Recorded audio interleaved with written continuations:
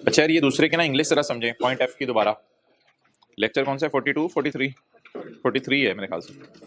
अच्छा, contribution to any provident और other fund. आपको ये बताया था कि जो है ना अनरिकग्नाइज्ड प्रोविडेंट फंड, एक बात जरा समझिएगा, कंट्रीब्यूशन क्या होती है। यहाँ लफ्ज़ आ रहे हैं ना बार बार, कंट्रीब्यूशन। आपको मैंने बताया था कंट्रीब्यूशन क्या होती है। कंट्रीब्यूशन होती है हर साल एम्प्लॉयर जो एम्प्लॉय के लिए पैसे बास्केट में रख रहा होता है। हमारी ये अंडरस्टैंडिंग थी आज तक कि शायद एम्प्लॉयर एम्प्लॉय के लिए बास्केट में सिर्फ प्रोविडेंट फंड के पैसे रखता है, लेकिन हमारी ये अंडरस्टैंडिंग जो है वो नामुकम्मल थी। मुकम्मल अंडरस्टैंडिंग सुन लें कि एम्प्लॉयर एम्प्लॉय के लिए बास्केट में प्रोविडेंट फंड के पैसे भी रखता है, अलग बास्केट खरीद के ग्रेच्युटी के पैसे भी रखता है, और एम्प्लॉयर एम्प्लॉय के लिए अलग बास्केट खरीद के पेंशन के पैसे भी रखता है। जैसे बचपन से जो है वो आपने सुना होगा कि माएँ जहेज बनाना शुरू कर देती हैं, तो इसी तरह एम्प्लॉयर जब एम्प्लॉय पैदा नहीं होता, जब एम्प्लॉय नौकरी शुरू करता है, तो एम्प्लॉयर को पता होता है कि रिटायरमेंट के टाइम पे इसको 3 हैवी अमाउंट्स देनी है। तो जब वो रिटायर हो रहा है उस वक्त एम्प्लॉयर के पैसे कहाँ से लाएगा? तो इस रिस्क को कवर करने के लिए ये बास्केट्स खरीद के रख लेता है। अब हमारा सवाल ये है कि हर साल एम्प्लॉयर जो इन बास्केट्स में पैसे डाल रहा है, क्या वो खर्चे के तौर पे एम्प्लॉयर को माइनस करने की इजाजत है या नहीं है? तो उस बात का जवाब ये है कि अगर एम्प्लॉयर ने वो बास्केट फंड रिकग्नाइज नहीं कराया हुआ तो ये खर्चा माइनस नहीं किया जा सकता। एक ही दफा हो जाए, मैं पॉज करता हूँ। अच्छा, इधर सेकंड थर्ड रो में भी थोड़ी सी जगह बना दें, सेकंड में रहने, थर्ड रो में भी बना दें, और बाकी भी यार बना दो एक दफा, जरा हो जाए यार क्लासेस वाले भाई, थोड़ा थोड़ा उधर। अच्छा चलिए ठीक है, काफी है। अच्छा, अगली बात यह है कि अगर रिकग्नाइज प्रोविडेंट फंड है तो उस सूरत में क्या किया जाएगा? तो मोहतरम, रिकग्नाइज प्रोविडेंट फंड की सूरत में भी एम्प्लॉयर को खर्चा माइनस करने की इजाजत नहीं है, लेकिन अगर एम्प्लॉयर साबित कर दे कि मैंने अरेंजमेंट किए हुए हैं, जिस वक्त एम्प्लॉय रिटायर होगा मैं उसकी सैलरी पे टैक्स काटूंगा, अगर एम्प्लॉयर ये अरेंजमेंट साबित कर दे तो ऐसी सूरत के अंदर खर्चा माइनस करने की इजाजत है। ये अरेंजमेंट का क्या मतलब है? यानी अभी तो वो बास्केट में पैसे डाल रहे हैं ना, टैक्स कब कटना है? जब रिटायरमेंट के टाइम पे एम्प्लॉय को पैसे मिलने हैं। तो अगर एम्प्लॉयर साबित कर दे कि मैं रिटायरमेंट के टाइम पे इसके पैसे काटूंगा, तो इसी सूरत में एम्प्लॉयर को खर्चा माइनस करने की इजाजत है। तो पॉइंट एफ जरा दोबारा पढ़ें। contribution to recognized provident fund, contribution to recognized provident fund if the businessman has not made arrangements। अगर आपने अरेंजमेंट नहीं किए, किस चीज के अरेंजमेंट नहीं किए? ये सिक्योर नहीं किया आपने कि टैक्स कटेगा, ये ब्रैकेट वाला काट दें, ये सिक्योर नहीं किया कि अंडर सेक्शन 149 जो लिखा हुआ है, ये सिक्योर आपने नहीं किया कि टैक्स कटेगा। पेमेंट्स के साथ लिख लें टू बी मेड। पेमेंट हो गई है उससे या रिटायरमेंट के बाद होगी? रिटायरमेंट के वक्त होगी। From any payments to be made by the fund। और फंड ने कब पेमेंट करनी है? पेमेंट कब करनी है फंड ने? पेमेंट। और फंड में पैसे कब डालने हैं? वो हर साल एम्प्लॉयर ने डालने हैं। तो as a general rule unrecognised क्या है? Not allowed. बोल रहे हैं। और जो रिकग्नाइज्ड है अलाउड है, अगर एम्प्लॉयर अरेंजमेंट कर ले कि मैं उसका टैक्स काटूंगा। अभी आउट स्टेशन वाले घर जाया करेंगे, एक दिन सेट होने में लगा दिया करेंगे, एक दिन वापस आने में लगा दिया करेंगे, ये काम ना कीजिएगा शुरू। ओके, अच्छा वो एक पॉइंट रहता है, जरा फिर क्लास पूरी हो जाए, आज फिर अगला काम शुरू करना है। वो पॉइंट आपको पता है, वो रहता है हमारा पेज नंबर 127 पे। 127 पे आए, पॉइंट 4।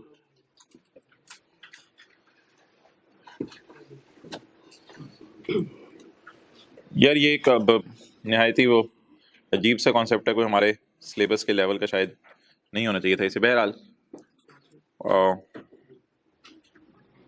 ये मैंने डायग्राम एक बनाई हुई है, ये समझने की कोशिश करें, इससे 1 मिनट लगेगा, आपको बात समझ आ जाएगी। अच्छा, ये एक ना वेंचर कैपिटल फंड है। वेंचर कैपिटल फंड, ये फंड वो नहीं है जो एम्प्लॉयर ने एम्प्लॉय के लिए रखा होता है, ये कुछ और है। ये वेंचर होता है एक कारोबार।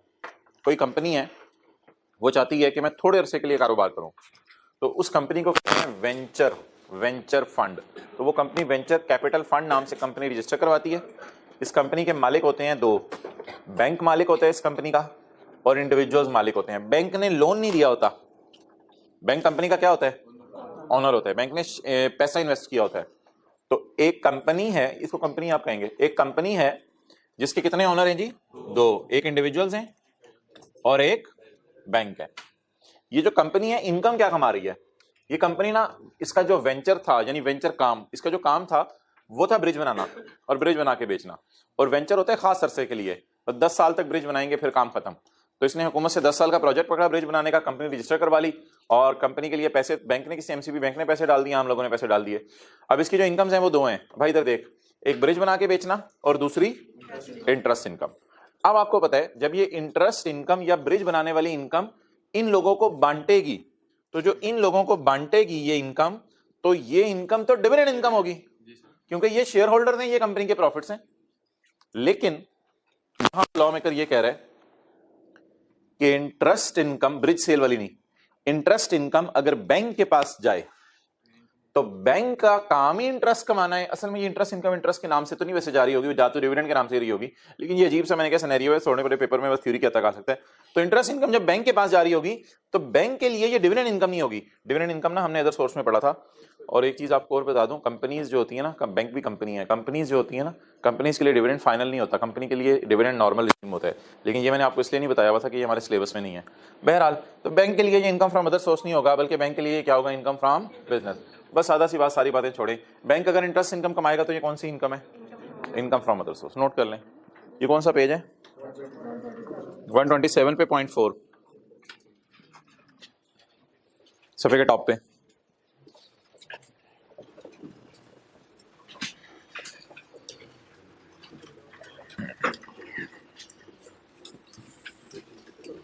बड़ी हिम्मत चाहिए होती है छुट्टी करने के लिए। जो आपके साथ दाएं वाले बैठे ना छुट्टी करने वाले, ये आम लोग नहीं है, इनको रिस्पेक्ट दिया करें। बहुत हिम्मत वाले लोग हैं ये, यानी पूरे 6 महीने सामने रख के फिर छुट्टी करने का डिसीजन लेते हैं। और 7:30 पौने 8 बजे तो घर में ना इनको खुलबली सी मची होती है कि पता नहीं क्लास में अब क्या क्या हो चुका होगा। ऐसे परेशान परेशान से दीवाने से फिरे होते हैं घर में, सोए होते हैं, सोता है वो खोता है। ओके, वैसे इतना बोल्ड डिसीजन कैसे ले लेते हैं लोग, मुझे वैसे मुझे कभी समझ नहीं आई है। इतना बोल्ड डिसीजन की छुट्टी कर ले बंदा पूरी।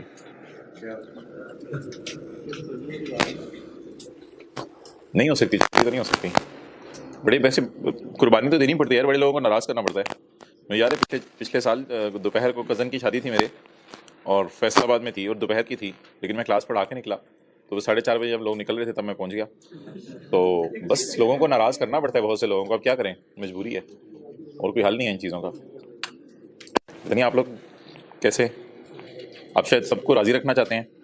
ओके, आई कैब नाराज़ हो जाते हैं तो कहते हैं आई कैब क्या कर रहा है, कुछ तो करना पड़ेगा ना। वो 5-6 साल के लिए फैमिली वालों को बता दें मैं चला गया हूँ ऐसी जगह पे, वहाँ से नहीं आना मुश्किल होता है। ओके, वो भी ऐसा ऐसा पूछना छोड़ देंगे। .4 पढ़े जी, वेयर एनी, बड़ी कुर्बानियां करनी पड़ती हैं भाई, ऐसे नहीं हो जाता सीए। वेयर एनी म्यूचुअल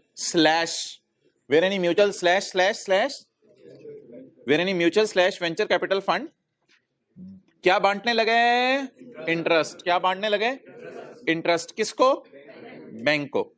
तो it will be chargeable under the head income from instead of income from.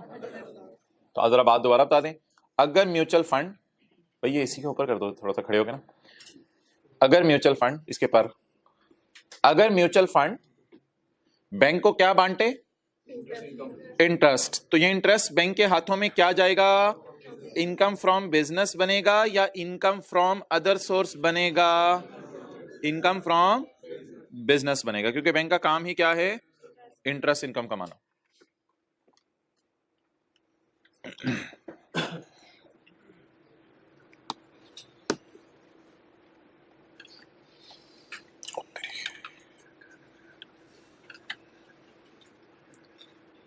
तो अगर एक वेंचर कैपिटल फंड बैंक को इंटरेस्ट दे तो ये बैंक के लिए कौन सी इनकम है, इनकम फ्रॉम बिजनेस। बस इसी हद तक पढ़िए, क्योंकि ज्यादा इतनी इंपॉर्टेंट चीज नहीं है।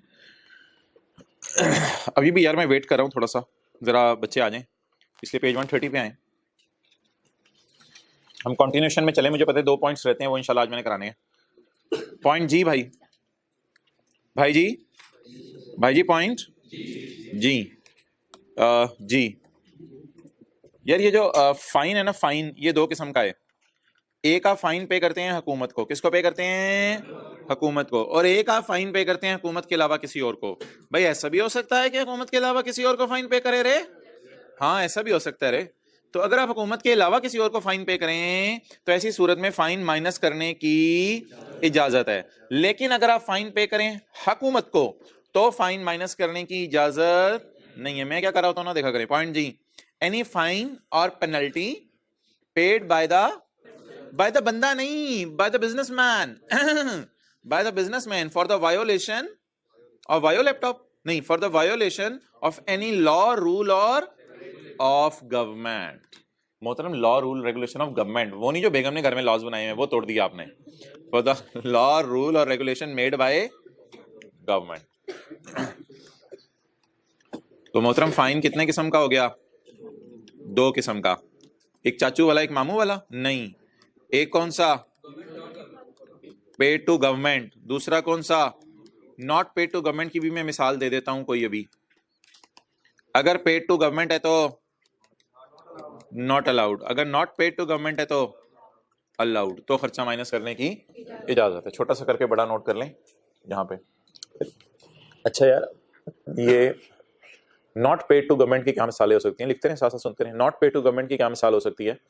मिसाल के तौर पे कोई ऐसा राइस वालों ने कुछ किया कि आपको फाइन पे करना पड़ गया। राइस वालों ने आपको फाइन पे किया किस चीज पर? तो आप बता दें ये राइस वालों ने गवर्नमेंट को फाइन किया या आपको फाइन पे किया? हमें। अच्छा हमसाये थे, हमसायों ने कह दिया बच्चे बड़ा शोर करते हैं। राइस वालों ने कहा हमारे बच्चे तो नहीं है। उन्होंने कहा लेकिन आपके कॉलेज की तो है ना। राइस वालों ने कहा हाँ हमारे कॉलेज के तो हैं, बहुत शोर करते हैं, छत पे खड़े होकर जाती हैं अस्तगफिरुल्लाह। तो अब ये ना इनको बात कर ले वरना फिर गड़बड़ हो जानी है। फिलहाल हमें लाख रुपया फाइन चाहिए। तो राइस वालों ने किसको फाइन दिया? हमसायों को फाइन दिया, हमसायों को फाइन दिया। तो ये राइस वालों के लिए खर्चा अलाउड है, ये माइनस करने की इजाजत है। अक्सर मैंने आपको कहा गाड़ी पे जा रहे हो, मोटरसाइकिल पे जा रहे हो, इशारे पे खड़े होकर दाएं में जाती है ना हमारा करें, आगे से पेड़ पड़ गई तो मसला होगा। Okay point H, time pass कर रहे थे। Point H, any personal expenditure incurred by the person. अच्छा ये बात भाई खत्म हो गई है। फाइन अगर हुकूमत को पे करेंगे तो नॉट अलाउड है, हुकूमत के अलावा किसी को पे करेंगे तो जैसे राइस वालों ने हमसायों को पे कर दिया वो अलाउड होगा। फाइन खर्चा माइनस करने की इजाजत है। Any personal expenditure incurred by person की मिसाल दे दें। घर पैसे लेके चला गया ओनर, ओनर घर पैसे लेके चला गया या घर का कोई भी खर्चा कर लिया। इसको ड्राइंग कहते हैं आमतौर पर इंट्रो की क्लास में, लेकिन इंट्रो कुछ लोगों ने नहीं पढ़ी होती, इसलिए ओनर घर पैसे लेके चला गया। तो ये जो घर पैसे लेके चला गया, इस क्या इसने बिजनेस की कोई तनख्वाह पे की है, बिजनेस का बिजली का बिल पे किया है, या बिजनेस का कोई दुकान का किराया पे किया है, या घर के खर्चे किए हैं? तो ये बिजनेस का खर्चा है या घर का खर्चा है? तो ये नॉट अलाउड के लिस्ट में आना चाहिए, अलाउड के लिस्ट में नॉट अलाउड। ओके ये ना सिर्फ आपने रट्टा मारना है क्योंकि ये कैप 5 के लेवल की चीज है। रिजर्व फंड, तो any amount carried to a reserve fund और कैपिटलाइज्ड इन एनी वे। तो इसको आपने बस क्रैम करना है, ये न्यूमेरिकली नहीं आ सकता। Any amount carried to reserve fund और capitalised in any way. Reserve fund ना कोई होता है कैपिटल टाइप चीज, कैपिटल अकाउंट टाइप चीज, छोड़ें इसको। ओके पॉइंट जे, यार ये जो पॉइंट है ना जे पॉइंट, इससे पहले जितने पॉइंट्स थे ना वो हर बिजनेसमैन के लिए थे, चाहे वो इंडिविजुअल था, चाहे वो पार्टनरशिप फर्म थी, चाहे वो कंपनी थी। इससे पहले जितने पॉइंट्स मैंने पढ़ाए हैं वो इंडिविजुअल्स के बिजनेस के लिए भी हैं, कोई पार्टनरशिप बिजनेस कर रही है उनके लिए भी हैं, जैसे सीए फर्म्स पार्टनरशिप बिजनेस करी होती हैं, या जैसे पीटीसीएल कंपनी है वो बिजनेस करी है उनके लिए भी हैं। ये वाहिद ऐसा पॉइंट है जो इंडिविजुअल और कंपनी के लिए नहीं है। ये पॉइंट सिर्फ किसकी बुक्स में है? एओपी की बुक्स में। एओपी क्या होती है? पार्टनरशिप। पार्टनरशिप के न्यूमेरिकल हम चैप्टर 12 में शुरू करेंगे। चैप्टर 8 में तो इंडिविजुअल के न्यूमेरिकल्स में कराऊंगा इनकम फ्रॉम बिजनेस के। चैप्टर 12 में पार्टनरशिप के न्यूमेरिकल्स शुरू करेंगे। तो चैप्टर 12 के लिए अभी से सुन लें, जब पार्टनरशिप के न्यूमेरिकल्स शुरू होंगे तो पार्टनर जो पैसे घर लेके जाएगा, पॉइंट आई की तरह सिमिलरली, एच की तरह, पॉइंट एच की तरह सिमिलरली ये भी पार्टनरशिप की बुक्स में खर्चा माइनस करने की इजाजत नहीं है। अब पार्टनर पैसे घर कौन से लेके जाता है वो जरा सुन लें। पार्टनर कई दफा दुकान से सैलरी ले जाता है। अब वो कहने को तो सैलरी होती है, लेकिन एक्चुअली पार्टनर तो बिजनेस का ओनर है और ओनर की तनख्वाह नहीं बनती। तो इसलिए 2 पार्टनर हैं, कामरान और अंजुम, उन्होंने सीए किया, सीए करके पार्टनरशिप फर्म खोल ली। अब पार्टनरशिप फर्म खोल के सिक्योरिटी गार्ड को तनख्वाह दें, वो तो सैलरी है, वो तो उनका खर्चा है, लेकिन पार्टनरशिप फर्म खोल के अपने आप को ही तनख्वाह दें और कहे हम अपने आप को तनख्वाह दे रहे हैं, तो ये भाई ये तनख्वाह तुमको कोई नहीं है। आप तो बिजनेस के क्या हो, ओनर हो या मुलाजिम हो? तो वैसे जिन्होंने इंट्रो पढ़ी उनको आइडिया होगा, पार्टनरशिप में profit and loss appropriation account बनता था, उसमें पार्टनर को सैलरी दी जाती थी। तो जिन्होंने नहीं पढ़ी हुई उनके लिए भी कोई मसला नहीं, खैर है। पार्टनर को सैलरी दी जाए, पार्टनर कौन है? ओनर। ओनर को बिजनेस सैलरी दे, ओनर को बिजनेस बोनस दे, ओनर को बिजनेस कमीशन दे, ओनर लोन दे बिजनेस को, बदले में बिजनेस उसको इंटरेस्ट दे। कोई भी पेमेंट जो बिजनेस ओनर को करे वो ओनर घर ही लेके जाता है, वो सारा के सारा खर्चा पार्टनरशिप फर्म को माइनस करने की जरूरत नहीं है, क्योंकि point J is 100% same as point H, क्योंकि ये पर्सनल खर्च हो जाने हैं, ये घर जो लेके जाने हैं इसने, ये घर में ही खर्च हो जाने हैं। तो है कौन जी? Partnership firm. ये पेमेंट किसको करने लगी है? ना मेंबर नहीं, मेंबर से मुराद होता है ओनर। पार्टनर अपने पार्टनर को पैसे देने लगे हैं, अपने ओनर को या अपने पार्टनर को पैसे देने लगे हैं। Any interest on loan? Any interest on loan दिया किसने? पार्टनर ने। बोल नहीं रहा मैं, लोन दिया किसने? किसको? पार्टनर को, फर्म को, पार्टनरशिप फर्म को। इस पर ओनर को क्या पे किया जाएगा? इंटरेस्ट। ब्रोकरेज और कमीशन एक ही चीज होती है, सैलरी भी उसी तरह की चीज है।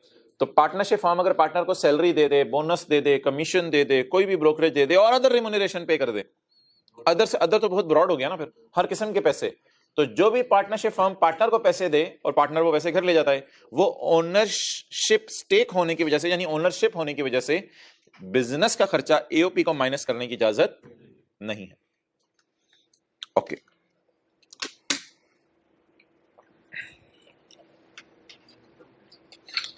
we will remain here, हम इधर ही रहें। चलें ठीक है, वो कर लेते हैं पहले। पॉइंट सी आ जाए पेज 128 पे।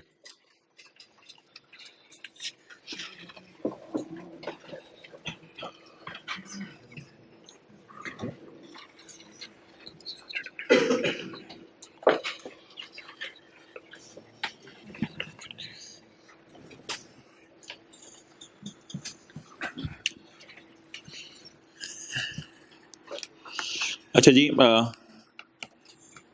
एक सवाल मैं आपसे पूछने लगा हूं कि जो बिजनेसमैन होता है, बिजनेसमैन, तो उसका जो प्रॉफिट एंड लॉस बनता है, तो उस प्रॉफिट एंड लॉस के अंदर कौन कौन से खर्चे माइनस करने की इजाजत है? तो बिजनेसमैन के प्रॉफिट एंड लॉस के अंदर अगर डॉलर से एक बिजनेस है तो वो अपने एम्प्लॉयज को सैलरीज पे कर रहे होंगे। बिल्डिंग अगर उन्होंने किराए पे ली हुई है, डॉलेंस ने कहा इतनी बड़ी बिल्डिंग क्या बना ली 5 कनाल की, किसी से किराए पे ले लेते हैं, तो rent, advertisement and so on, एक नेवर एंडिंग स्टोरी है। Commission paid to agents. Agents वो लोग होते हैं जो डॉलेंस को कहते हैं हम आपके एसी बिकवा देंगे, आप परेशान ना होइएगा, हमें कमीशन दे दीजिएगा। तो ये एक नेवर एंडिंग स्टोरी है। डॉलेंस के बिजनेस के खर्चे बंद कर, इसको बंद कर दो यार, किसी के पास है वो नहीं है, आपको ही एप्लीकेशन करनी पड़ेगी अब इंस्टॉल, जो आप मुस्कुरा रहे हो आपको ही करनी पड़ेगी। ओके, अच्छा अब वैसे मुस्कुरा के क्यों देख रहे हो, इधर देखो। अच्छा, बिजनेसमैन अगर डॉलेंस है तो डॉलेंस को ये खर्चे करने पड़ेंगे। ये जो खर्चे हैं ना, खर्चे ये डॉलेंस के लिए तो खर्चे हैं, लेकिन दूसरे बंदों के लिए इनकम है। ये खर्चे डॉलेंस के लिए खर्चे हैं, लेकिन दूसरे बंदों के लिए इनकम है। सैलरीज डॉलेंस के लिए खर्चा है, लेकिन डॉलेंस में सेल्स मैनेजर, प्रोडक्शन मैनेजर के लिए इनकम है। रेंट डॉलेंस के लिए खर्चा है, लेकिन उस बिल्डिंग का जो मालिक है उसके लिए ये इनकम है। एडवर्टाइजमेंट मिसाल के तौर पे जियो टीवी पे चलाई तो ये डॉलेंस के लिए खर्चा है और जियो टीवी के लिए ये इनकम है। इसी तरह कमीशन, एजेंट्स कुछ रखे हुए हैं तो कमीशन डॉलेंस के लिए खर्चा है, उनके लिए इनकम है। अब अक्सर लोग अपनी इनकम्स पे टैक्स जमा नहीं कराते थे। मिसाल के तौर पे एम्प्लॉय अपनी सैलरी पे टैक्स जमा नहीं कराते, भागते हैं, हुकूमत से बचने की कोशिश करते हैं। डॉलेंस ने वसीम अकरम से कहा यार तू अमीर बंदा है, इतना तूने पैसा कमाया हुआ है, मुझे पता चला है कि तूने एक बिल्डिंग बनाई हुई है यार, वो हमें किराए पे दे दे। तो अब वसीम अकरम इनकम कमा रहा होगा किराए की, और डॉलेंस रेंट को खर्चे में डाल रहा होगा। तो वसीम अकरम को हुकूमत ने पकड़ने की कोशिश करेगी, लेकिन हो सकता है वसीम अकरम मिसाल के तौर पे ना पकड़ा जाए और पकड़ना उसको मुश्किल हो। ये तो मैंने मशहूर नाम ले दिया। कोई भी ओनर जो बिल्डिंग्स के होते हैं वो पकड़ने कहाँ आसान होते हैं हुकूमत के लिए।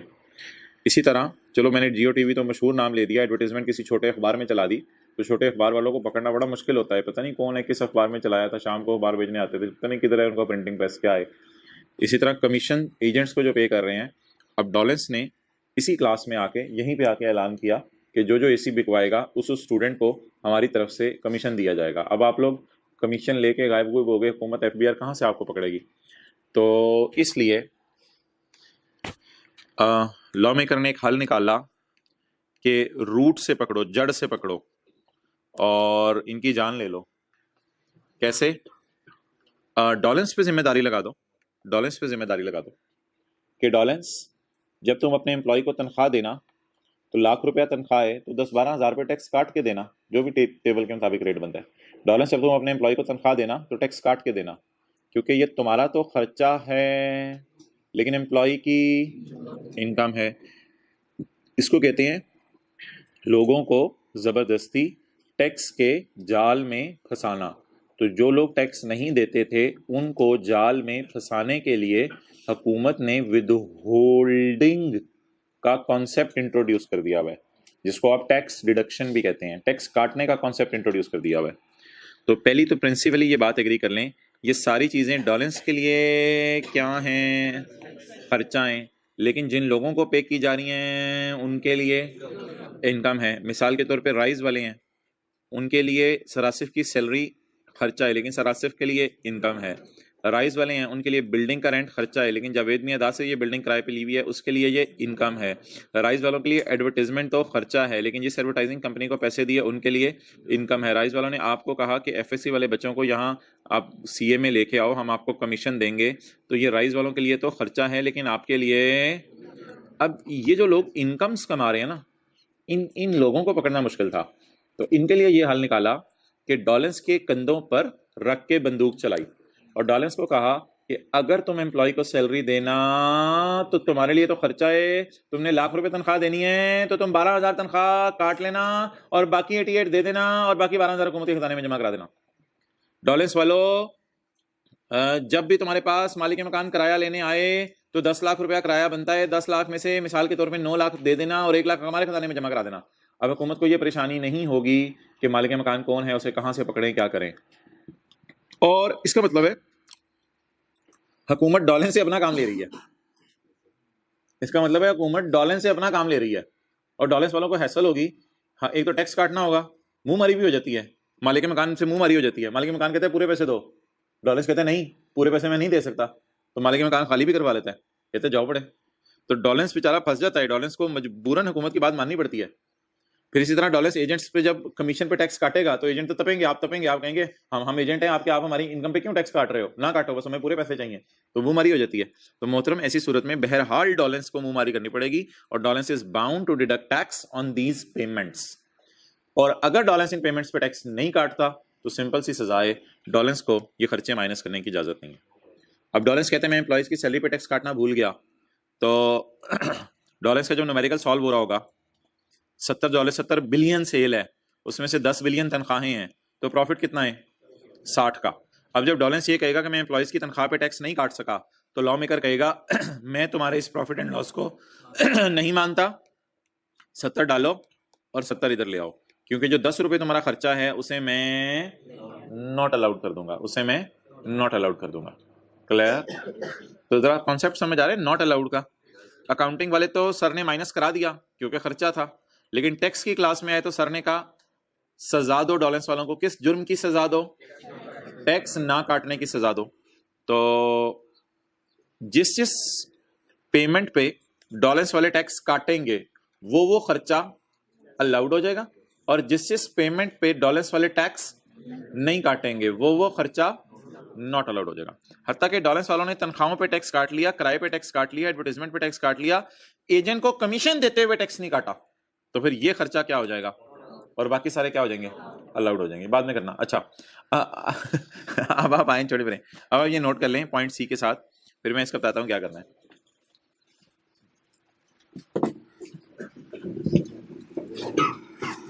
ये किसकी बुक्स हैं?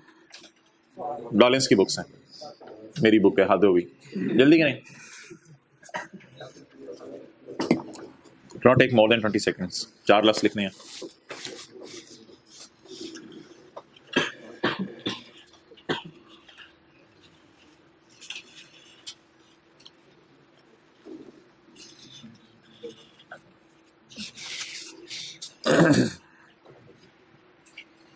ओके चलें जी आज तो जुबानी याद हो गया यार। एडवर्टीजमेंट और कमीशन टू एजेंट रह गया था नीचे लिखने वाला, याद होगी। तो इनके बारे में उर्दू में बात लिख लें। ये 4 चीजें डॉलेंस के लिए खर्चा है, लेकिन अगले बंदे के लिए इनकम है। ये 4 चीजें डॉलेंस के लिए खर्चा है, लेकिन अगले बंदे के लिए इनकम है। इसलिए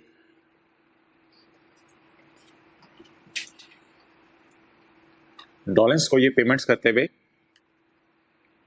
ये 4 चीजें डॉलेंस के लिए खर्चा है लेकिन अगले बंदे के लिए इनकम है, इसलिए डॉलेंस को ये पेमेंट्स करते हुए टैक्स काटना चाहिए।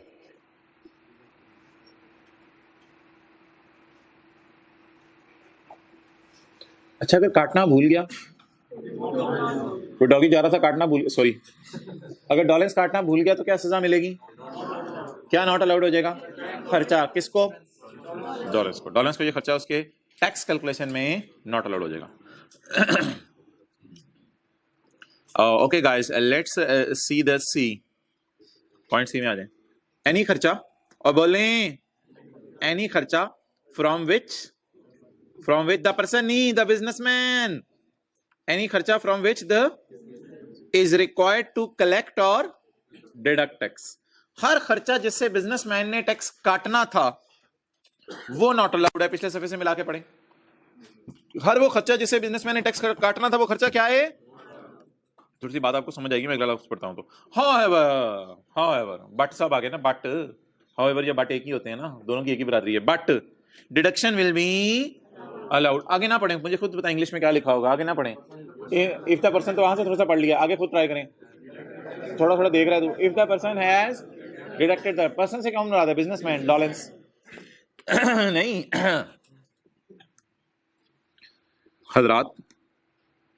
हजरत वाला चैप्टर 19 में से न्यूमेरिकल आपने करके आना है भाई। ये वेबसाइट नोट कर लें, इस पे कुछ फिजिकल क्लास वालों के लिए, ऑनलाइन वालों के लिए बात नहीं करा, अगर किसी ने नोट नहीं की हुई।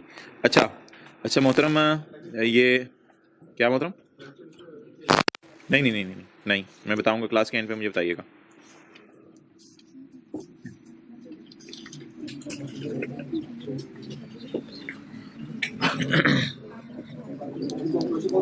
कर लें यार, ये कर लें सवाल, क्वेश्चन 27 कर लें होमवर्क में, ये कल डिस्कस कर लेंगे। पेज नंबर मैं क्यों बताऊं यार? चैप्टर 19 में यार हाथ हो गए यार। पेज 384 भी अब मैं बताऊं यार, वापस आ जाए इनकम फ्रॉम बिजनेस में। Question number 27 page 384, question number 27 page 384, question number 27 page 384। अच्छा जी, पॉइंट सी, एनी खर्चा, वापस आ जाए ना जिथे थी। एनी खर्चा from which the businessman is required to collect, और हर वो खर्चा जिससे बिजनेसमैन ने टैक्स काटना था वो नॉट अलाउड है। लेकिन हाउएवर खर्चा will be if the BM का subject, if the businessman, BM का हमारा और मतलब है, if the businessman has deducted the, deduct करना जरूरी नहीं है, खाली डिडक्ट करना जरूरी नहीं है, खाली डिडक्ट करके अगर बिजनेसमैन अपनी जेब में डाल ले, यानी राइस वाले सर आसिफ की सैलरी पे टैक्स काटें और टैक्स काट के राइस वाले अपने बोझे में डाल के रख लें, तो is it enough? No, the second जिम्मेदारी on the कंधा of the rise is pay the tax as required by law to FBR। जैसे कि लॉ ने कहा है वैसे टैक्स जमा करवा दे। और किसको टैक्स जमा करवाए? काटना काफी है या काटने के बाद मरहम पट्टी भी जरूरी है? मरहम पट्टी भी जरूरी है, खाली काट के चला जाए तो मसला होगा। ओके, तजर्बा हुआ है इसलिए आज नहीं है। अच्छा, ये एक बहुत बड़ी रिलैक्सेशन है कि अगर काटना भूल जाए तो क्या होगा? वापस आ जाए इधर डॉलेंस में, एक बहुत बड़ी रिलैक्सेशन है, अगर काटना भूल जाए तो क्या होगा। राइज वाले सरासिफ की सैलरी पे टैक्स काटना भूल गए, बाद में राइज वालों ने बड़ी शर्मिंदगी हुई।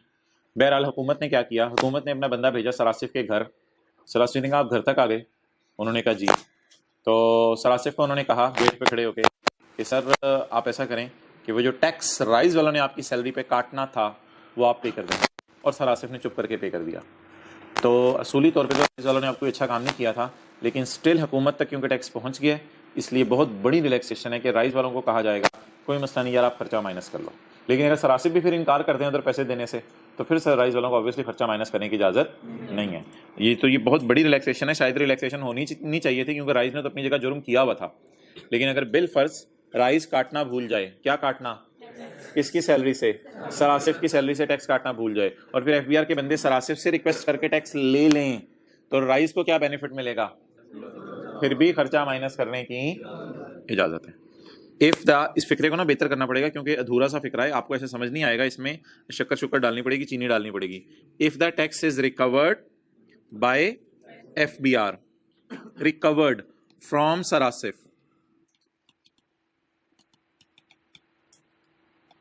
from Sarasif, it will be assumed as paid by Rise to FBR। ये बड़ी मजे की बात है, ये assume कर लिया जाएगा कि राइज ने FBR को पे कर दिया, हालांकि वैसे पे किसने किया है, सरासिफ। और अगर बात को मैं फैलाऊं तो फिर बात hence deduction allowed to Rise, अब इसलिए राइज को खर्चा माइनस करने की इजाजत है, फिर hence deduction allowed to Rise, इसलिए फिर राइज को खर्चा माइनस करने की इजाजत है। इसको ना दोबारा पढ़ लें।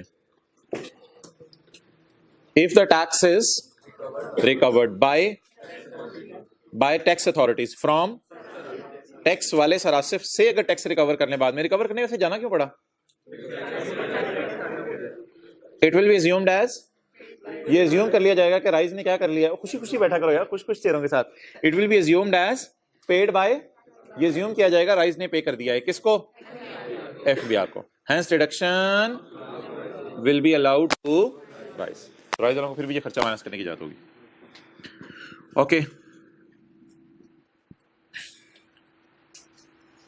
यार, ये एक ना परचेजेस थी, परचेजेस, ये भी ना एक बिजनेस का खर्चा होता है, परचेजेस। देखिए मैंने यहां नहीं डाला, हालांकि बिजनेस का मेन खर्चा होता है। डॉलेंस के लिए जो परचेज होगी वो बिजनेस का मेन खर्चा होगा। परचेजेस से क्या मुराद होगा, परचेजेस से मुराद होगा डॉलेंस ने एसी बनाने के लिए प्लास्टिक खरीदा, लोहा खरीदा, पेंट खरीदा, परचेजेस रॉ मटेरियल।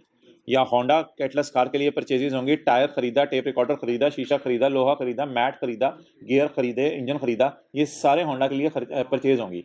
तो बिजनेस का सबसे बड़ा खर्चा कौन सा होता है, परचेज। अब ना परचेजेस के अंदर ना थोड़ी रिलैक्सेशन है, परचेजेस के अंदर रिलैक्सेशन है। परचेजेस के अंदर रिलैक्सेशन की रीजन ये है कि परचेज ना छोटे छोटे दुकानदारों से होती थी, और फिर छोटे छोटे दुकानदार परेशान हो जाते थे। जरा बात गौर से सुनते रहिएगा आप।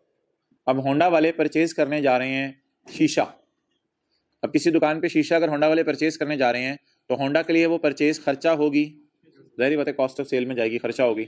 और शीशे वाली दुकान के लिए वो इनकम होगी। फिर होंडा वाले अगली गली में जाएंगे, वहां से टायर खरीदेंगे जनरल टायर से, तो होंडा वालों के लिए ये जनरल टायर खर्चा होंगे, खर्चा होंगे, जेब से पैसे जा रहे हैं, खर्चा अटेंटिव हैं, खर्चा होंगे। और जनरल टायर वाले के लिए ये इनकम होगी।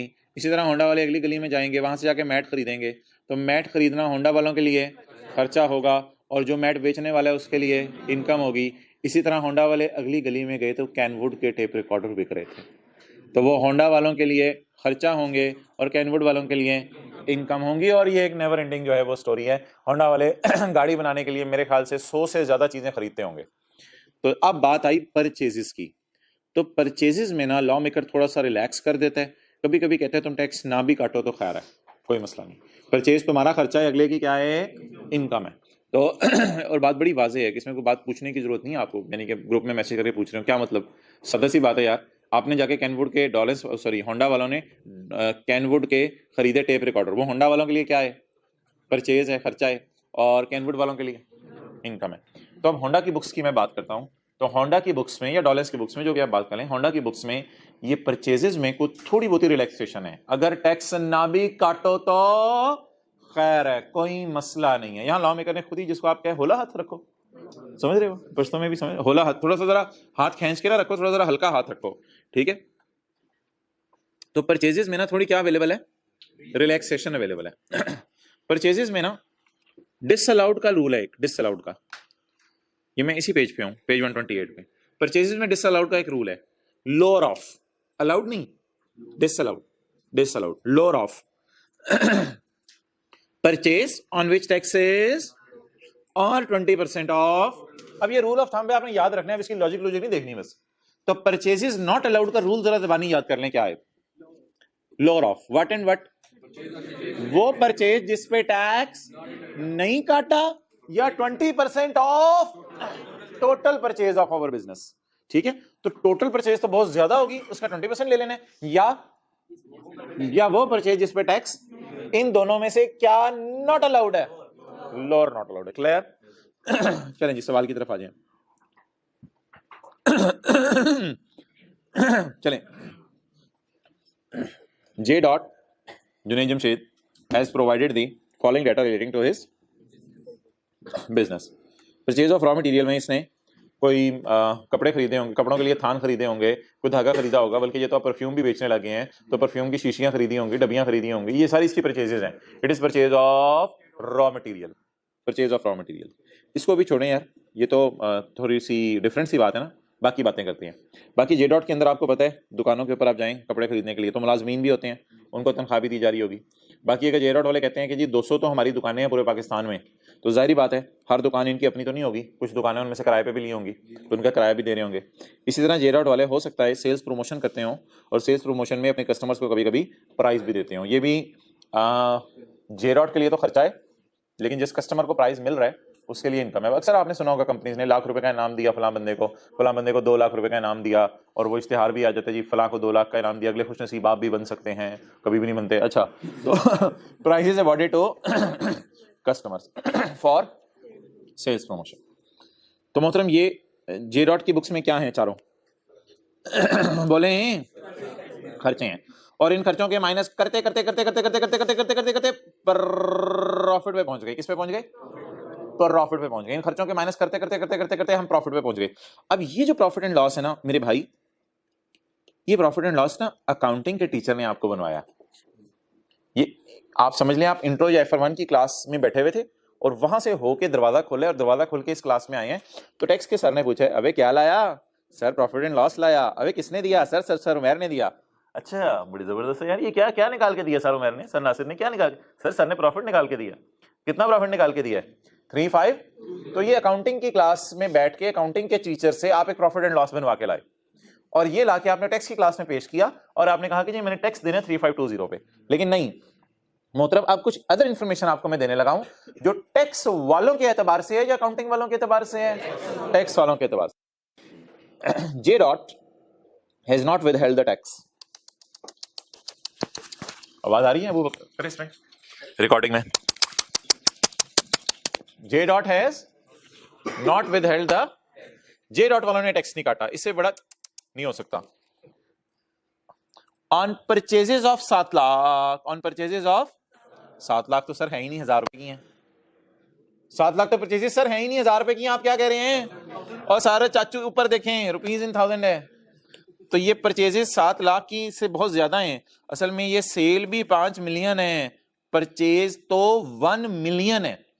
1 मिलियन में से कितने पे टैक्स नहीं काटा, परचेज कितनी है शहजादो, 1 मिलियन, इसमें से किस पे टैक्स नहीं काटा, 7 लाख पे टैक्स नहीं काटा। अच्छा जी आगे चलें, एक और बात आपको बतानी थी। Further no tax was deducted on payment of rent and prizes. भाई आपको बतानी थी, further no tax is deducted, इशारे की तरफ देखा करो साया, further no tax is deducted on the payment of rent and prizes. अब आप भाई परचेजेस वगैरह छोड़े, जब टैक्स वाले आएंगे, टैक्स वाले पूछेंगे कि मोहतरम आपने प्राइजेस पे टैक्स काटा, तो जे डॉट वाले कहेंगे नहीं काटा, इन्होंने कहा हमने कहा था काटना है, आपने कहा वो जल्दी से गुजर गया था, काटते तुम उसको, करीब जाके काटते, नहीं काटने दिया। आप बताएं क्या जे डॉट वालों ने टैक्स काटा? जे डॉट वालों को सजा दें, इस खर्चे को क्या कर दूं, माइनस करने की इजाजत दे दूं या नॉट अलाउड कर दूं? नॉट अलाउड कर दूं। अच्छा, जे डॉट वालों ने टैक्स काटा किराए पे? नहीं काटा। काटना चाहिए था, नहीं काटा, ना काटने की सजा, खर्चा माइनस करने की इजाजत।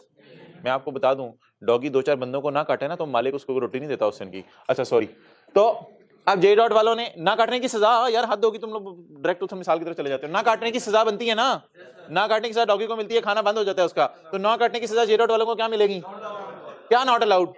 खर्चा नॉट अलाउड। पूरी बात किया करो, खुल के किया करो, सबके सामने किया करो पूरी बात। ओके, अब मुझे बताएं जे डॉट वालों ने क्या किराया देते हुए मालिक मकान की जो, जे डॉट वालों की तो रेंट एक्सपेंस था, अगले के लिए तो रेंटल इनकम थी ना, तो जे डॉट वालों ने क्या मालिक मकान को जब किराया दे रहे थे तो किराया देते हुए टैक्स काटा?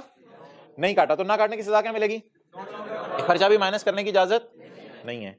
लेकिन जे डॉट वालों ने एम्प्लॉइज की तनख्वाह पे टैक्स काटा, ये मुझे कहां से पता चल रहा है? सवाल में लिखा ही नहीं हुआ ना, further no tax was deducted on payments of rents and, इसका मतलब क्या है? इट मींस, इट नहीं होती मारने वाली, इट मींस बोले बोले बोले टैक्स डिडक्टेड ऑन, काटा काटा, कहां काटा? नहीं टांग पे, हाथों की टांग पे काटा, सैलरीज पे टैक्स काटा। कहां काटा? सैलरीज पे टैक्स काटा। किसने काटा? किसको काटा? एम्प्लॉय की तनख्वाह को काटा। काट के कहां जमा कराया? एफबीआर के खजाने में। ये साथ शर्मारे लिखते हुए कहते हैं मुझे, मेरा तो लेवल है, मुझे समझ आ गई, मैं क्यों लिखूं? चलें ठीक है, कोई नहीं, लेवल है इसका। It means tax deducted on, इसका मतलब है कि सैलरीज पे टैक्स काटा है। तो मोहतरम सैलरीज को क्या करूं, अलाउड में डाल दूं, नॉट अलाउड में? अलाउड में डाल दें। अब थोड़ी देर के लिए जरा पेंडिंग कर देते हैं 1000 रुपए को। किसको? 1000 रुपए को, क्योंकि ये अलग डिस्कशन है, ये इंशाल्लाह कर लेंगे। फिलहाल आप मुझे परचेजेस को मैंने आपके सामने छुपा दिया, परचेजेस को मैंने आपके सामने छुपा दिया है। अब आप हजरात जरा तवज्जो फरमाएं, ये प्रॉफिट एंड लॉस अब सही लग रहा है आपको? टैक्स वाले सर ने बनवाया है, परचेजेस को छोड़ दो ना। क्या ये प्रॉफिट एंड लॉस टैक्स वालों की नजर में आपको सही लग रहा है? बिल्कुल सही है। क्यों? टैक्स वाले क्या कहेंगे? टैक्स वाले कहेंगे अकाउंटिंग के सर ने क्या सेल बताई जी? 5000। टैक्स वाले कहेंगे चलो तुम भी कितनी सेल ले लो? 5000 रुपए। टैक्स वाले क्या कहेंगे? अकाउंटिंग के सर ने कितनी तनख्वाहें माइनस करवाई? क्या 300 पे आप लोगों ने टैक्स काटा है? काटने पे शाबाश मिलती है, तो ये शाबाश दे दें, खर्चा माइनस करने दें।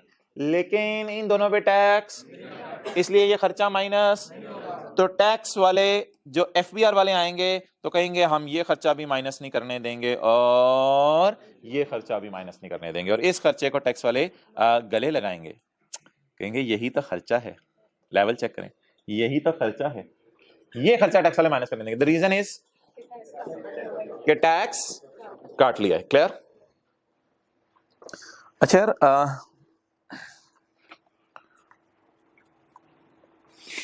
परचेजेस के लिए क्या रूल है? किसको ज़बानी याद हुआ था? अभी मैंने थोड़ी देर पहले दिखाया था।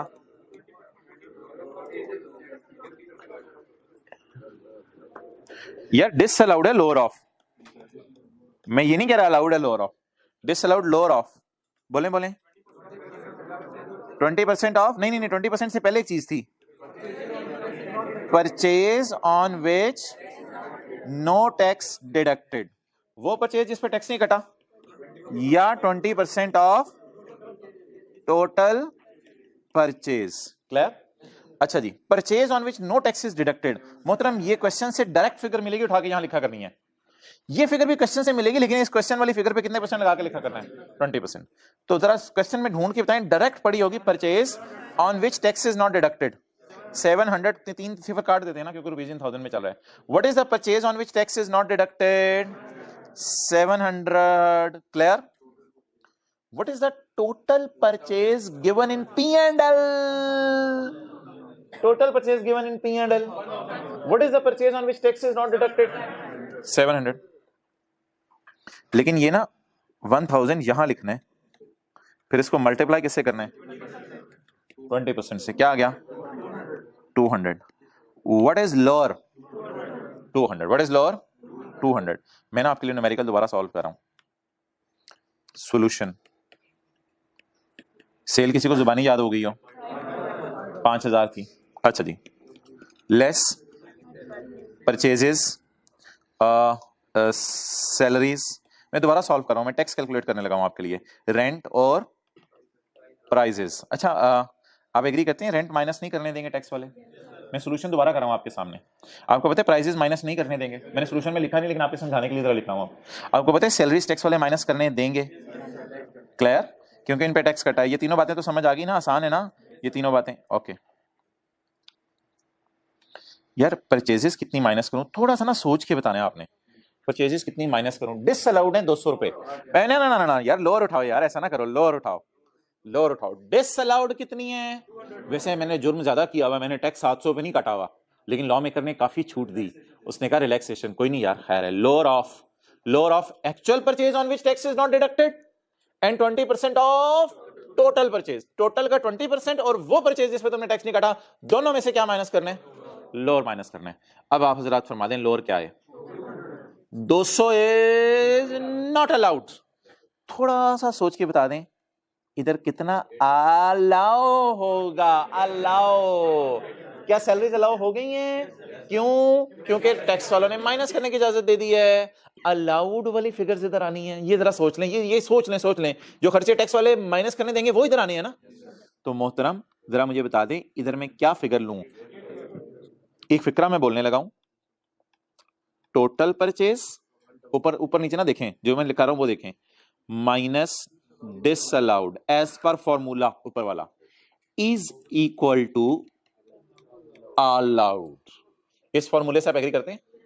टोटल परचेज सवाल से पकड़े 1000 रुपया, उसमें से फॉर्मूले वाली नॉट अलाउड माइनस कर दें, जो नॉट अलाउड है वो माइनस होगी, तो पीछे क्या बची? अलाउड। एक 800 की फिगर आ गई जो हमें यहां नजर ही नहीं आ रही थी, लेकिन लॉजिकल बात है ना। अच्छा पहले मुझे ये बता दें सैलरीज क्यों अलाउ कर दी? अलाउ का मतलब तो यार माइनस, बस सैलरीज क्यों माइनस कर दी हैं? क्योंकि उन पे टैक्स काटा था। अच्छा ये वाली जो अजीब सी फिगर है और अजीब सा कॉन्सेप्ट आज हमने पढ़ा, परचेजेस में फॉर्मूला अलाउड वाला बनाया हुआ लॉ मेकर ने या नॉट अलाउड वाला? नॉट अलाउड वाला फॉर्मूला बनाया हुआ है, तो जो नॉट अलाउड वाला फॉर्मूला है वो नॉट अलाउड देगा। मुझे तो कौन सी चाहिए? अलाउड चाहिए, क्योंकि आपको पता है मैंने सैलरी भी अलाउड वाली माइनस की है, तो सेल से चलते हुए अलाउड खर्चे माइनस करेंगे तो टैक्स वालों का प्रॉफिट आएगा ना। तो अब थोड़ी सी हिम्मत करके ये भी आप लिखेंगे अभी, और अब मुझे बताएं जी टोटल परचेज कितनी है? ये दोनों चीजें आपने लिखनी है, पूरा न्यूमेरिकल सॉल्व करना है। टोटल परचेज कितनी है सवाल में ना, ऊपर ना देखें, ऊपर में जब लेके जाना वो लेके जाऊंगा। टोटल परचेज सवाल में कितनी है? 1000। इसमें से not allowed as per working 200। तो 1000 में से अगर 200 टैक्स वाले माइनस नहीं करने दे रहे तो फिर कितना माइनस करने दे रहे हैं? 800। 1000 में से अगर 200 टैक्स वाले माइनस नहीं करने दे रहे तो कितना माइनस करने दे रहे हैं? 800। 200 नॉट अलाउड, तो 800 क्या हो गई? अलाउड। क्या जवाब आ गया? 3900। अब देखें हमारा प्रॉफिट था, अकाउंटिंग के सर ने निकलवाया 3520। हम समझ रहे थे 3520 पे टैक्स देने, लेकिन सेक्शन 21 ने चपेट मारी, सॉरी, लेकिन सेक्शन 21 ने थप्पड़ मारा, और थप्पड़ मार के कहा कि आपने टैक्स देने 30। ये 200 आपने निकाला करने वर्किंग से, 1000 आपने लिया करने क्वेश्चन से, क्लियर? और नीचे लिख लें छोटा छोटा, 1000 क्या है टोटल, 200 क्या है नॉट अलाउड। चलें कोशिश करें सारा सवाल दोबारा नोट करें along with workings. Total minus not allowed, तो ये 800 को मैं क्या कह सकता हूं यार? 800 को मैं क्या कह सकता हूं? Allowed. If total minus disallowed is called as allowed.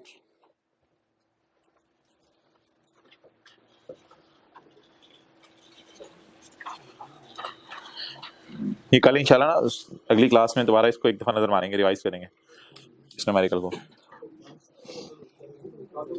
जी मैं वो बता दिया सुबह आने वालों को, आप लोगों को भी बता देता हूँ।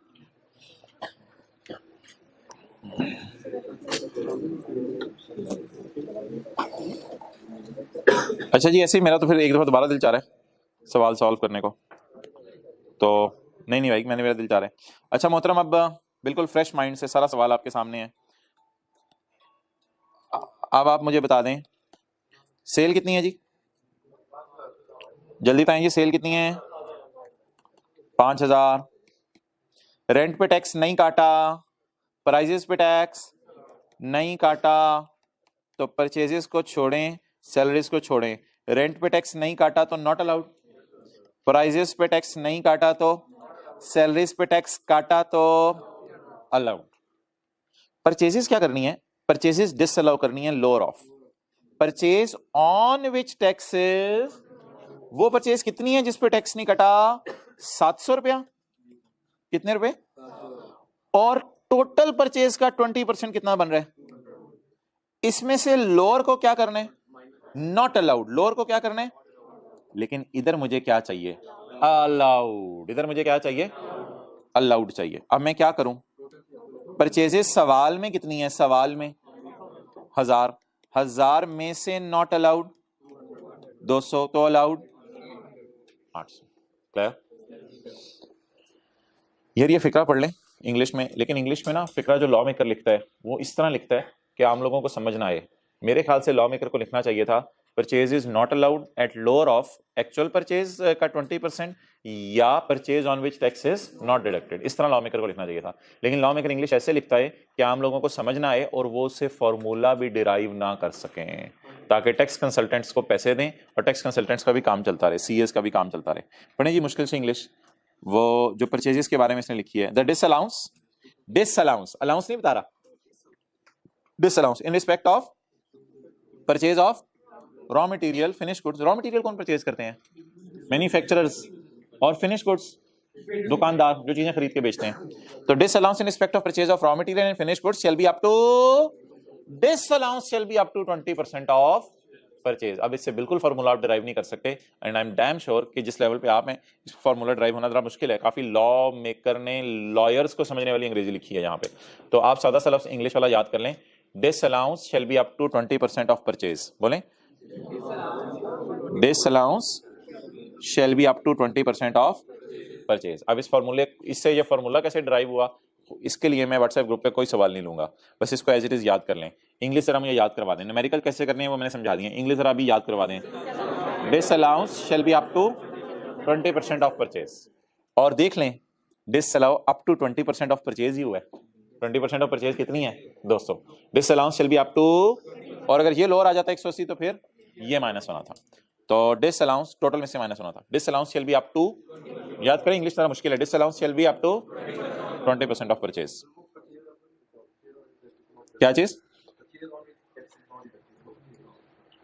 अब वो भाई ना फॉर्मूले की डेरिवेशन पूछने लगे हैं, फॉर्मूले की डेरिवेशन पूछ रहे हैं कि ये बात जो दूसरी वाली है ये यहाँ तो नहीं लिखी हुई। तो मोहतरम ये फिर लॉयर्स की लैंग्वेज है, तो 4-5 मिनट अगर लगाने हैं तो लगा लेते हैं, मुझे तो कोई मसला नहीं, इसी सिलेबस का टाइम जाया होगा। तो disallowance shall be up to 20% of purchase का मतलब होता है मैक्सिमम 20% ऑफ परचेज तक तुम्हें डिसअलाउ करूंगा। अगर इससे ऊपर की हुई तो डिसअलाउ नहीं करूंगा, लेकिन अगर इससे नीचे की हुई तो वो फिर मैं तुम्हें डिसअलाउ करूंगा। अप टू का मतलब होता है ज्यादा से ज्यादा तुम्हें 200 डिसअलाउ करूंगा। अगर तुम्हारा हुआ ही नॉट डिडक्टेड वाला 170-80 तो फिर तुम्हें वही डिडक्ट करने दूंगा। बड़ी मुश्किल सी, वो नॉट अलाउड में डालूंगा, बड़ी मुश्किल सी डेरिवेशन है, इसको छोड़ें। ओके ठीक है जी, ओवर। अब पास्ट पेपर के सवालों की तरफ आए, इसी चैप्टर के कुछ थ्योरी के सवाल देख लेते हैं।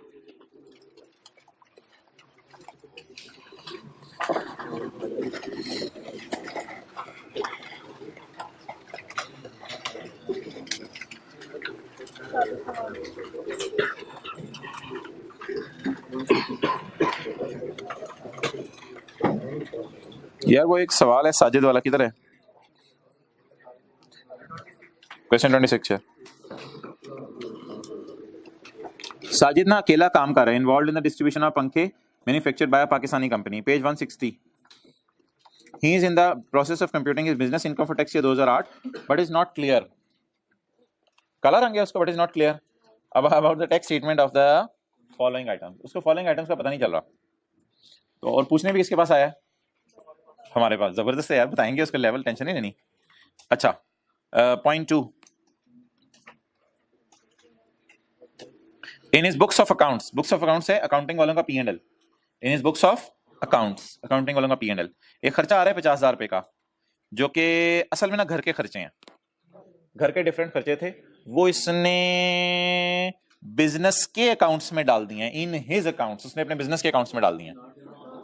ये पॉइंट कौन सा पड़ा था सेक्शन 21 का, जे नहीं था, जे से ऊपर वाला था कहीं 1-2, H, जाके पेज नंबर भी बताएं और पॉइंट नंबर भी बताएं, और पेज नंबर खोल लें जिसने कसम खाई हुई पेज ना खोलने के वही पेज खोल ले। 21 का एच, एनी पर्सनल, एनी खर्चा ऑफ पर्सनल नेचर, क्या लफ्ज क्या लिखा हुआ है वहां पे? हाँ, तो पर्सनल खर्चे माइनस करने की इजाजत नहीं है सेक्शन 21 के एज की रोशनी में। सवाल की रिक्वायरमेंट क्या है? Explain the correct tax treatment. इसकी क्या है, अलाउड है या नॉट अलाउड है? क्या टैक्स वाले इसको माइनस करने देंगे या नहीं करने देंगे? नहीं करने देंगे। क्लियर?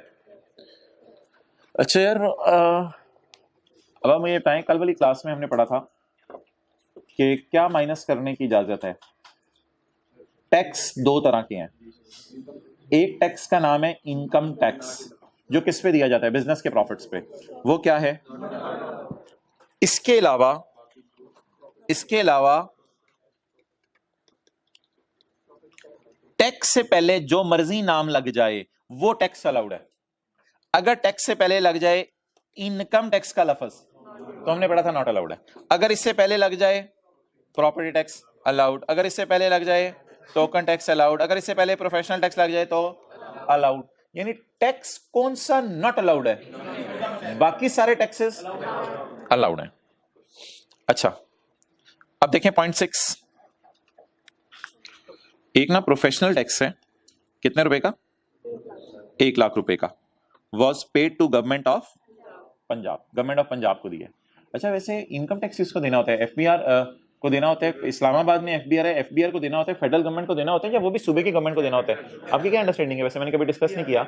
ये जो टेबल 1 और 2 पे आप रेट लगा के टैक्स देते हैं, ये सूबे की गवर्नमेंट को देते होंगे या फेडरल गवर्नमेंट को? फेडरल गवर्नमेंट को, एफबीआर के खजाने में जाते हैं। अच्छा, ये कोई प्रोफेशनल टैक्स है, ये गवर्नमेंट ऑफ किसको दिया इसने?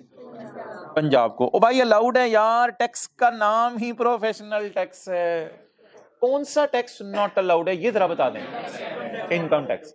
अब आगे इसकी सारी कहानियां हैं। मैं आपको एक मजे की बात बताऊं, इस लाइन के बुनियाद पे मैंने डिसीजन ले लिया है कि ये टैक्स माइनस करने की इजाजत है। आगे सारी कहानी, और आपको पता है कुछ लोगों को आदत होती है बात एंड पे करते हैं, शुरू में ओ तमीद बांध। अच्छा यार, ये बात तूने करनी थी यार, हद होगी, मेरे 10 मिनट तूने जाया कर दिए। होती है ना कुछ लोगों को आदत। ये उसी बिरादरी का कोई बंदा था जिसने पेपर बनाया। तो कौन सा टैक्स माइनस करने की इजाजत है? इनकम टैक्स के अलावा सारे टैक्सेस। इस टैक्स का नाम क्या है माइनस करने की? आप कहानियां सुने आगे। कहते हैं ये मैंने सूबे की गवर्नमेंट को दिया है। अच्छा, ऐसी कोई बातें हमने वैसे पढ़ी थी किसके में? सूबे की गवर्नमेंट, इधर उधर की गवर्नमेंट, कहानियां बस चल रही हैं। ये वाला टैक्स दिया जाता है, हर बंदे ने देना होता है जो भी चीजें खरीद के बेच रहा हो पंजाब के इलाके में। साजिद की राय है ये खर्चा माइनस करने की इजाजत नहीं है क्योंकि ये सूबे की गवर्नमेंट को दिया है। साजिद कहते हैं यार ये खर्चा माइनस ना करो, सूबे की गवर्नमेंट को दिया है। कल हमने एक पॉइंट पढ़ा था कि जो टैक्सेस सूबे की गवर्नमेंट को दें वो नहीं माइनस हो सकते। ये ब्लंडर मार रहा हूं मैं। कोई पॉइंट ऐसा पढ़ा था? कोई पॉइंट ऐसा नहीं पढ़ा हमने कि जो सूबे की गवर्नमेंट को टैक्सेस पे करें वो नॉट अलाउड है। तो भाई ये टैक्सेस अलाउड, क्या इस बुनियाद पे हमने टैक्स को नॉट अलाउड कल कहा था कि सूबे की गवर्नमेंट को दिया जा रहा है? हमने किस बुनियाद पे नॉट अलाउड कहा था? टैक्स के लफ्ज से पहले अगर इनकम का लफ्ज लग जाए, इनकम टैक्स नॉट अलाउड है, तो बाकी सारे टैक्सेस अलाउड। बड़ा बड़ा लिखें, सारी एडजस्टमेंट्स छुपा दें इसके पीछे, इतना बड़ा लिखें। ये खर्चा क्या है? अलाउड है। ठीक है जी, इंशाल्लाह ऑनलाइन वाले ना यूट्यूब के ऊपर अगर कोई लेक्चर्स अपलोड हो तो उस चक्कर में ना जाएं और आप अपनी तरतीब के ऊपर आएं। ठीक है जी, ओवर, क्लास खत्म।